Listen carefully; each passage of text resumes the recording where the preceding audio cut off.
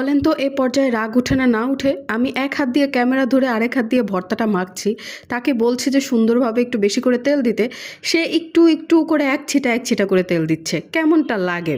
না না, মানতে হবে বেটা আসলেই সরিষার তেলের বেলায় ভালোই কিপটা।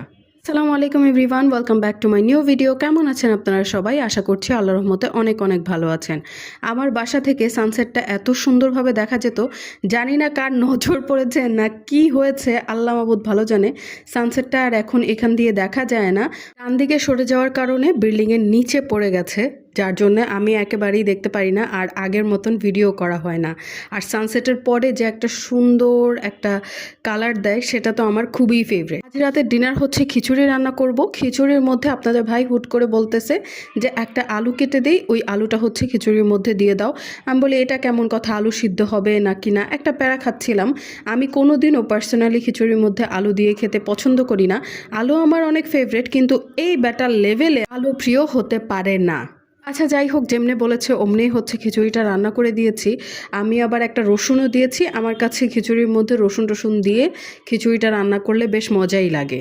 আগে যখন নিজের জন্য একা একা এক্সপেরিমেন্ট করতাম, মানে আমি একাই খাবো, কাউকে খাওয়ানোর কোনো টেনশন থাকতো না, বহু কিছুই দিতাম আর দেখতাম যে না বেশ ভালোই মজার লাগতো।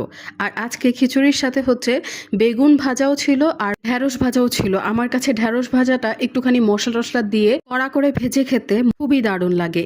এদিকে খিচুড়ি রান্নাও কমপ্লিট, আর যত প্রকার ভাজাভুজি রয়েছে সাথে একটা ডিম ভাজাও করে নিয়েছিলাম। রসুনটাকে চাপ দিলাম, সুন্দরভাবে নিচে দিয়ে বের হবে সে, না সে উপর দিয়ে বের হয়েছে। একদমই হলো না সেই মজাদার অ্যাস্থেটিক শট সবাই যেভাবে নেয়। যাই হোক, খিচুড়ি রয়ে গিয়েছিল, এজন্য ভাবলাম যে দুপুরবেলা একটুখানি বেগুন আর হচ্ছে ঢ্যাঁড়স ভেজে নেই।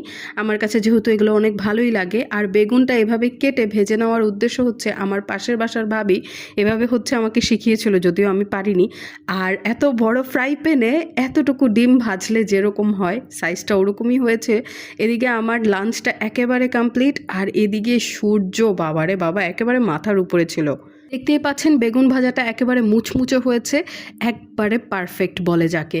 খেতেও খুবই দারুণ হয়েছিল। একা একা মাঝে মধ্যে কিছু জিনিস বানিয়ে দেখি যে খুবই মজার হয়। পরের বার যখন জামাইকে খাওয়াতে নিব তখনই হচ্ছে একটু 19 না 20 হবেই হবে। বেগুন ভাজা আর বেগুন ভর্তা খেতে খুবই পছন্দ করি। একটা সময় ছিল যে বেগুন ভর্তার চাইতে আমি বেগুন ভাজাটা বেশি পছন্দ করতাম। হ্যাঁ, সেই সময়টা বদলায়নি, কিন্তু বেগুন ভর্তাটাও এখন আমার বেশ ভালোই লাগে। এদিকে রাতের জন্য আমি সুন্দর করে ডালটা ঘন করে ভুনা করে নিচ্ছিলাম, কারণ আজকে ডাল ভুনা আর হচ্ছে মজাদার বেগুন ভর্তা হবে ডিনারের জন্য। বেগুন ভর্তাটা আমি অন্যরকমভাবে করি। বেগুনটাকে অল্প একটুখানি তেলের মধ্যে হলুদ মরিচ লবণ এগুলো দিয়ে